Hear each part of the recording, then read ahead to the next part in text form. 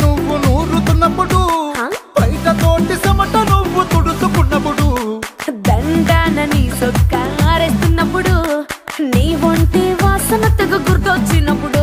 రెండు చేతులెత్తి చుట్టూ మలిసినప్పుడు జండు కత్తుకొని పడుకున్నప్పుడు అలసిపోయి నువ్వు ఆవలించినప్పుడు వచ్చుండై ఫీలింగ్స్ వచ్చి వచ్చి చంపేస్తుండై